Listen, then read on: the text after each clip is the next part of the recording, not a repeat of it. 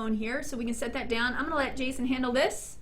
You guys can see each other. Hey so guys. Periscope fans and YouTube fans, hello. You guys be sure to send in your questions right now and give us some opportunities to answer some questions for you, anything to do with WordPress.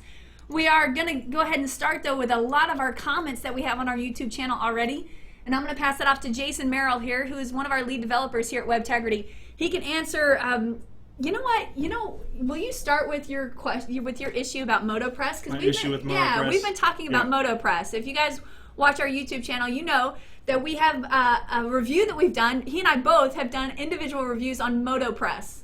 Yes. Go for it. Yes. Okay. So I'm gonna set this down over Let me here. get the tripod. Hey, that's gonna work out. Okay, guys. So I'm gonna be fielding questions from our YouTube channel over here. But first, she wanted me to speak about MotoPress. I did a video last week, I think, on MotoPress, and I was doing a lot of praises for it. And one of the biggest things that I liked about it is how easy it was to use. MotoPress is this WYSIWYG editor, kind of like Visual Composer, which we all come to mind if we used WordPress for a while when it comes to visual editors.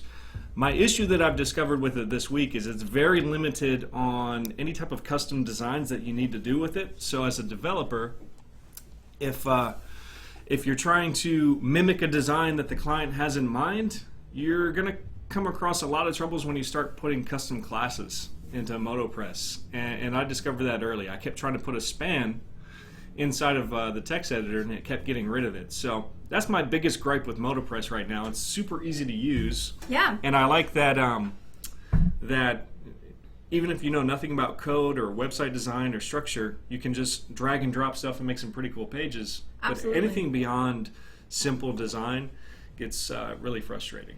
Yeah, we actually had a question come in off of our YouTube channel as well, asking, is there any way to do any sort of editing from the front end of your website and make it look more like the front end of your website? MotoPress is one of the ways to do that. You're still, in a way, still logging into the dashboard area, but it keeps a lot of the front end of the website of your look. It keeps it intact for you, and it's a little less intimidating, I guess, is a good word.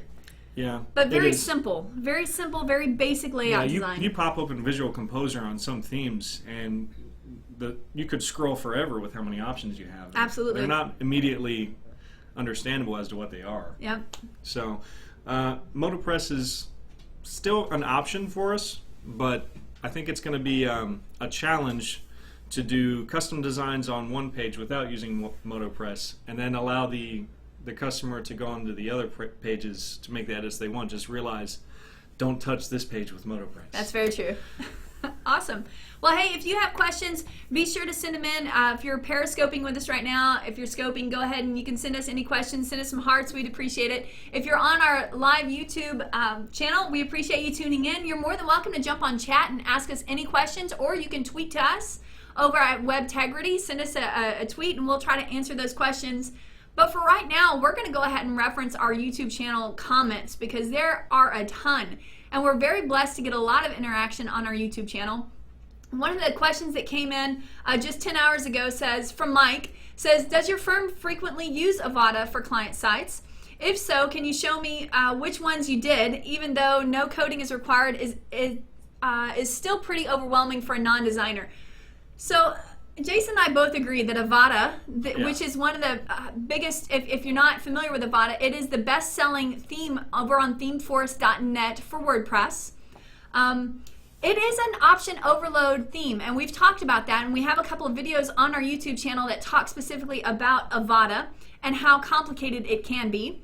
But for the sake of our clients, we don't reveal which sites we use Avada on. But we will agree with you, Mike, that it can be kind of option overload. So our suggestion typically is work backwards. Go ahead and create the idea of what you want your website to be. Look at all the features that you might want. And then go look for a theme that is simple. You don't want the option overload, but you do want one that is vetted and that is up-to-date, current, and has really great reviews. I think Avada is like this in-between. It's like you have the really basic themes that are great for people that are just starting out with WordPress, super easy to use.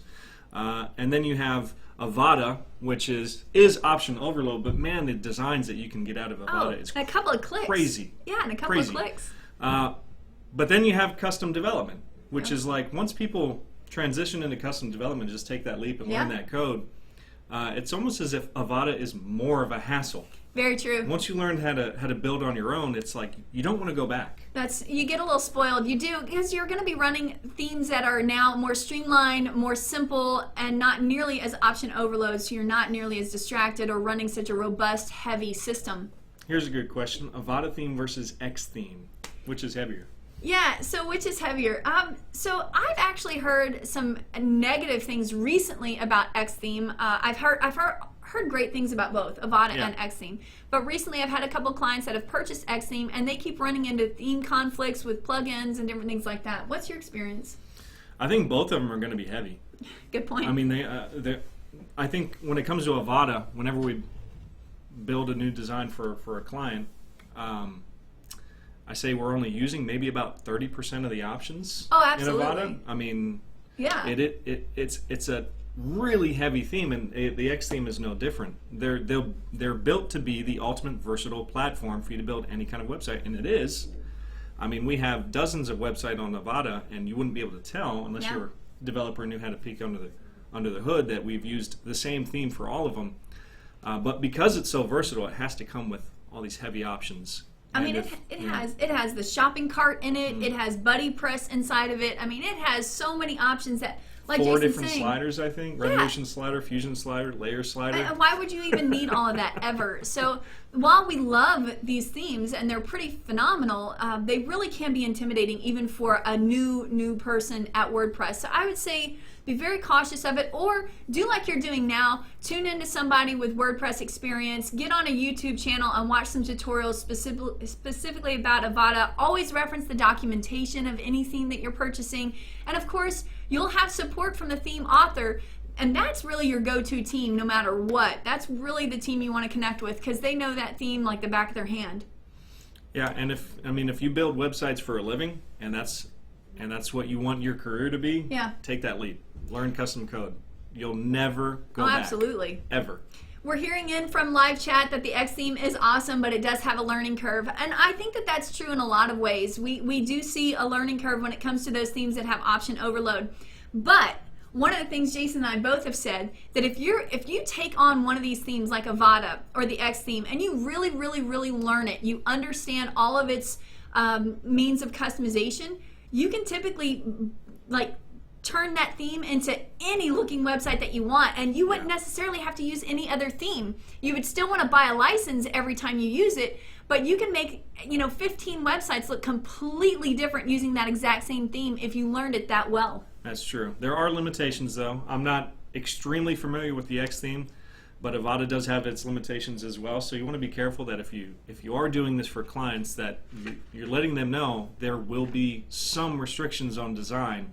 I know Avada has limited options when it comes to its header, and it's very resistant to change. They offer 5 out-of-the-box options with just a couple of clicks, but if you want to do anything beyond that, good luck.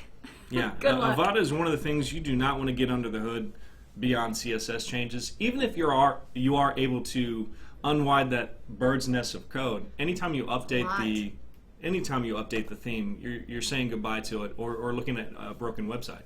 What's your experience? We've got a few people right now tuned in on Periscope. We've got several people watching us over on our YouTube live feed. What are your experiences with Avada versus the X theme? If y'all can just chime in right now with either sending us a tweet or live chat comment, or over on Periscope if you want to join in and add something there. We'd love to hear your feedback and your experience, and we can come back to that topic in just a minute. We've got some other questions here. One of the things that we did a tutorial on that's gotten a lot of buzz on our YouTube channel is the Rev Slider. I did an entire series on the Rev Slider, and that's probably been some of our highest ranking videos that we have views on. One of the questions that we have is from Glinda asking us, when are you going to be doing an updated version on your tutorials from 5.0 and beyond? So if you use Rev Slider, you know that not too long ago, a couple of weeks back, they did a major release, a 5.0 major insane release, and the entire thing changed. And it's extremely overwhelming now for any of us who felt really comfortable using the old system. It's night and day difference. So we are going to be doing an updated tutorial whole series on all of the changes. I just used the Revolution slider and I experienced those changes, and I feel like I was just able to get done what I needed to get done, and then I got out of there. I'm like, I don't have time to learn Don't this. have time. Well, it's another one of those situations where it's option overload, absolutely option overload. But again, if you take time and really learn how to use it, it has so much capability, and it's fast still too, which is what's exciting about it. And all the text on there obviously is going to be just plain text that you can insert so search engines can read it. So it's a really fantastic slider. It just comes with a really different look after 5.0 now. That's true. Yeah. When it comes to plugins, you have to be careful because you need to know that the person developing the plugin, if you're using them as a solution for some functionality or a problem or something you need solved on your website, you need to know that they're going to be around for the long haul. Yeah. Revolution Slider, I have no concerns about. Yeah, those guys, Theme Punch, they're a great group of guys. Yeah. They're really, really responsive to any questions that you have, any concerns. They have a YouTube channel as well, so if you ever tag them or talk to them, they're going to respond to you pretty quickly. We've got all sorts of great comments coming in when we asked about Avada versus Xtheme. I'm seeing a lot of love for Xtheme. Y'all are blowing us up right now, which is pretty great. We appreciate that. Absolutely. Send in any comments that you might have about the Xtheme or versus Avada. If you've used both of those, let us know what you're thinking. What are you seeing over there, Jason? Well, a lot of people saying they like the drag and drop functionality for the Xtheme. Okay. I haven't messed with that, so I can't say is it better than Visual Composer. I know Avada has their own WYSIWYG editor. That's true. It's not really WYSIWYG. It's the more drag and drop. visual. Yeah. Yeah. And I like it. It can be challenging at times, but you are able to get some pretty cool designs out of it. You also see that they're talking about the one-click install of the themes and the child themes. I agree. Both of them have really, really impressive one-click instant. You've got demo content sitting in there, and you've got totally different page layouts as well as full theme installations. So kudos to the authors of both of these themes because they really did make it simple in some ways. So Rev Slider versus Layer Slider. Which one loads faster? My experience with both of those isn't necessarily the code. So the question is this, for those of you on Periscope, the question is Rev Slider versus Layer Slider, which one loads faster? Thanks for that question. So my experience, again, isn't necessarily the code slowing these two down. It's what the content that you put inside the slideshows. Does that make sense? So you just don't want really huge, massive images. And if you are still having to use major, huge images that stretch full screen, you can still optimize those. What are some options to re-optimize your images to help them load faster? I'm not sure if everybody here, my feeling about sliders. It's very true. Those of you on Periscope, he can't stand slideshows. I can't say very many good things about sliders. I think there are very few industries and examples in which a slider would make sense. I feel like a lot of times sliders, they have some cool functionality. They're pretty to look at. Yeah. But are they accomplishing a goal? And a lot of times they're used in that really valuable, that's above real the fold estate. space. That's prime real estate right there. And prime real estate. Yeah. And I'm the type of person where that's the first thing someone sees on my website. It's got to be accomplishing a goal. So absolutely. if you're going to use a slider, it is important to make sure it loads fast. So you want to optimize your images, make sure you're not using huge ones. But also, if you're going to be using these Revolution sliders or even the Layer Slider, make sure you have a goal with it. Don't just show off pretty pictures unless you're a photographer, maybe a landscaper. But even then, put a button in there. Have a goal for that object being there in that valuable space. What are people going to do when they see this? And how does it convert into more profit for you or your client? Absolutely. And the trends that we're seeing, even in web design, are moving further and further away from any sort of slideshow. One of the things that makes sense, especially to what Jason's point is if you have, let's say, 2 or 3 slides, you typically put your most important bit of information on that first slide. Yeah. And then you expect people to sit there for 3 to 4 seconds to let that next slide show, and that should be some pretty important information as well. And then by the time they get to slide 3, 4, and 5, if you have 5 slideshows sitting in there, or sliders sitting in there, they're spinning their wheels, wasting their time. I promise you, they've already moved down your page anyway. Already done. They're not paying attention to slide 3, 4, 5, and so forth and so on. So what you're in a sense doing is hiding some of your most important information. You're hiding it in all of these layers, and there's no need for that. If you have content that sits in a slideshow, our biggest suggestion is to pull out that content and sit it on your home page somewhere.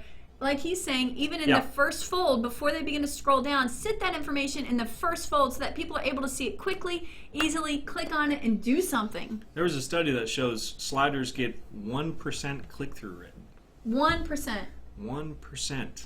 That's wow. That's not good, especially if you have a goal in mind with your website. Yeah. You know, if your goal is to sell a product, is that first valuable space helping you sell a product? If your goal is to get phone calls, is that slider helping you get phone calls? If the answer is no, you may need to think of a different idea. Absolutely. I don't hate sliders for everything, just about 80% of the time that I see them, they're not doing anything that they should be doing.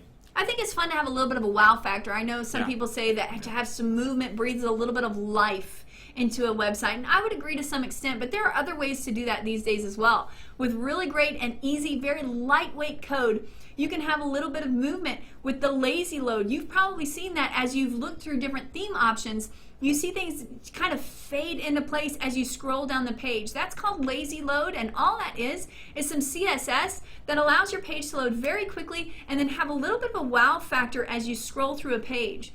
So I would highly recommend looking at something like that if you're looking for a wow factor or something that looks a little bit more modern, more so than a heavy weighted slideshow.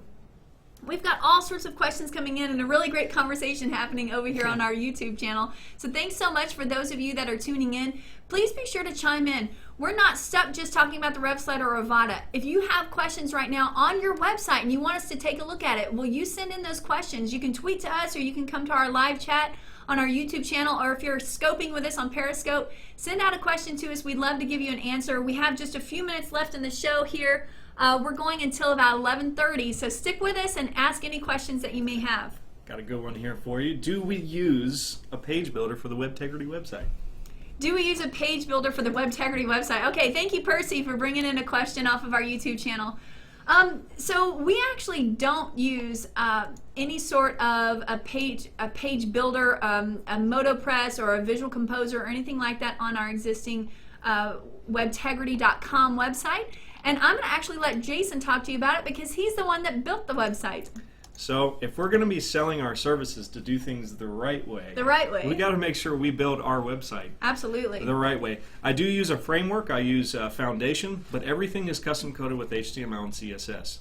And the reason is I feel like that's going to load faster, and in the long run, that's what's going to last longer. I try and limit any dependence on a third-party plugin possible because Mobile Nav is a great example. Yeah. We've been using a mobile menu, and it's a plugin. We've been using it, I want to say, for the better part of a year now. Yeah, for a lot of different clients, just because we liked the plugin. It did everything we wanted. It's a premium plugin, Premium right? plugin. So you purchased it. So you think that it would be supported for a long time? Yes. And the guy who developed it, their main developer, was seriously injured, if not killed in a motorcycle accident. And it's a horrible tragedy. Crippled their company. They can't support the plugin anymore. And now, us having depended on that third-party plugin, now we're in a spot. Now Absolutely. we either have to find another plugin or we have to develop this from scratch, and that's kind of on our plate. So I would say if you're going to build your website right, try and limit any opportunity or any dependence on third-party plugins. And a page builder is absolutely part of that. I mean, there's so much going on behind the scenes, and if you know how to code it from scratch, you should go ahead and do it and code from scratch. Now, I understand time is definitely a limitation for a lot of people, and not everybody does this for a living. Absolutely. Not everybody nerd codes, and that's okay. No. But we do recommend that you limit your website to how many plugins you're running. We like to cap it off around max of 12. What you're going to see as you have more and more plugins running at the same time is a slower system. You're going to start to see conflicts of code because you've got all these different developers trying to override each other and do fancy things on your website. So we really highly recommend, if you are going to lean on any sort of a plugin to be installed in your WordPress website, absolutely be sure that you're limiting it to no more than 12 plugins. Try to rein it back to that. We do run... Go ahead. Oh, go ahead. I was going to say, we do run one plugin to kind of help us with a few things, and that's the Essential Grid plugin. Yeah. So on our homepage, toward the bottom, we've got our blog that displays, and so we run that off of Essential Grid. One, because I really wanted to learn how to use the plugin. It's another plugin from the developers of the Revolution Slider, so Theme Punch. These guys created this awesome plugin. And we also use it on a couple of different spots to do a lot of responsive layouts with some images. So other than that, we really have a very, very lightweight running website when it comes to plugins on WebTegrity.com. So we've got just a couple minutes left. Let's see here. What else do we have coming in? Any other questions that you guys have? A lot of people are curious about this layers plugin, or this layers. I haven't used that. Some words about layers. By Obox. By Obox. I haven't used it. You know what? That's brand new to me as well. We're gonna have to check that out. We'll make note of that. Who's Nuno? Okay, way to go. We'll have to check that out because I'm not really sure. I'm not familiar with. It's Layers by Obox. So we'll have to check that out. Thanks for the question, Here's though. a good one. Is there a plugin that is easy to use to port my YouTube videos on my WordPress website? Hey, Rob. Thanks for joining us, and great question. So can you repeat that question just for the? Is there a plugin that is easy to use to port my YouTube videos onto their WordPress website? So a lot of people think that a plugin is necessary for this, when to be honest, you can just use the code that YouTube gives you. Yeah, you've got two different options here. If you wanted to have it dynamically have your videos appear in your YouTube channel, or your YouTube channel videos dynamically appear on your website, yes, there are plugins that you can do that. But Jason's going to tell you, obviously, about the simpler way to do it with copying and pasting the code in. And of course, this is the lightweight version because you're not relying on a plugin. Do not rely on a plugin here unless you absolutely have to. You don't have the time to either copy and paste this code, or if you're going for a specific design with your embed, try and learn what code would be necessary to implement that. I've used a lot of YouTube plugins. For those who don't know, I've had my own YouTube channel. That's how I got into this world. Yeah. Was through a YouTube channel, and I just wanted to increase my brand. And Sergeant Merrill, you'll have Yes. to check it out. He's got like over 70,000 subscribers on his YouTube channel. It's pretty awesome. I've been through probably about 6 or 7 different YouTube embed plugins. They don't last long. It's because YouTube is constantly trying to find better ways to present their code to people that make these plugins obsolete. So that therefore the developer of these plugins don't make any money. They stop supporting it and they stop working. And now all of a sudden you have to go through hundreds of posts, depending on how often you post videos, and redo it with this new plugin format. Or if you're going to go with code, do it with the actual code.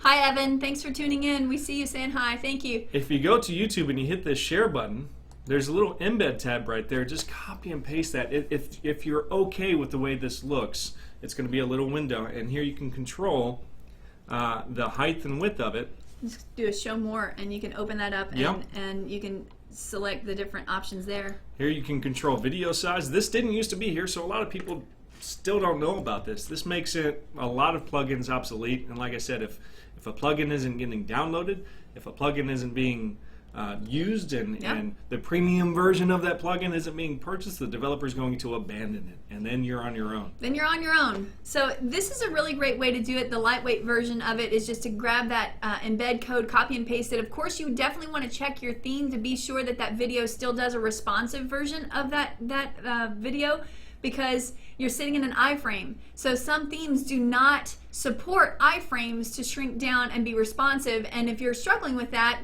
we have a video on our YouTube channel. So be sure to Google that, because we've got a solution for you. Evan Eckert, that guy developed my first website ever. Got me into WordPress. Oh, Good no to see you, way. Evan. Way Yes. to go. Shout out to Evan. Thanks for Jason, because we rely on this guy all the time. He's our lead developer here at WebTegrity. So thanks so much for chiming in today and saying hi to us. Some words about the Genesis framework. We talked about Yeah. using that for the longest time. So, Nuno, you also mentioned back at Layers by Obox that is a framework. So you're looking at frameworks. So I'm thinking that you might be a developer.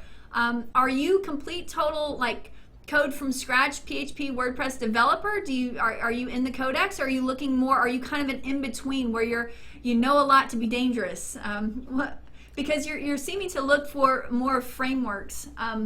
I use Foundation. I think it's super simple, but I mean, asking a developer what kind of framework they use is kind of like asking them what kind of text editor they use. Everybody has their own preference for different reasons.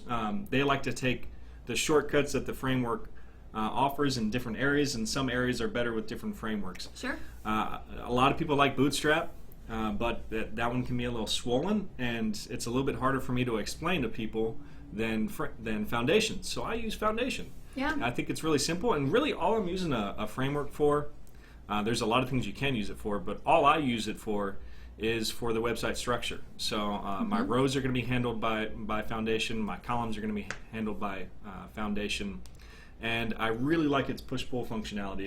If you're the type of person that likes your sidebar to be on the left side of your website, Foundation offers a really cool way for you to just push and pull it when you go down to mobile size. So that's why I like Foundation, but I haven't messed with Genesis, and it'd be one of those things that come down to personal preference. Yeah, so I can speak to Genesis. I think that it's a great framework. I think that if you are kind of that in-between that you're sharing that you are, that you're kind of that in-between developer where you know enough just to be dangerous, but you're looking at maybe easier solutions as you're moving forward.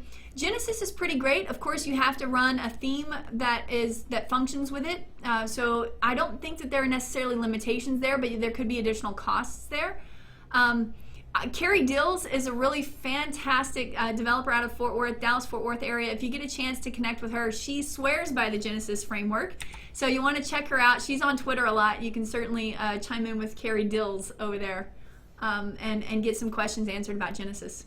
Well, cool. We're at 11:30. We're done. We're out of time. You guys, we're going to try to do this every Tuesday. I'm going to blame Jason for this. This was his idea completely. So if y'all are in and you like this idea of us doing a live Q&A happening every Tuesday at 11 a.m. Central Time, will you let us know? Send us a tweet or harass him over on Sergeant Merrill on his YouTube channel or on our YouTube channel. Absolutely. Yeah? All right. Thanks, guys. Way to Thanks go. for coming by. Thanks, y'all. Bye. Thanks.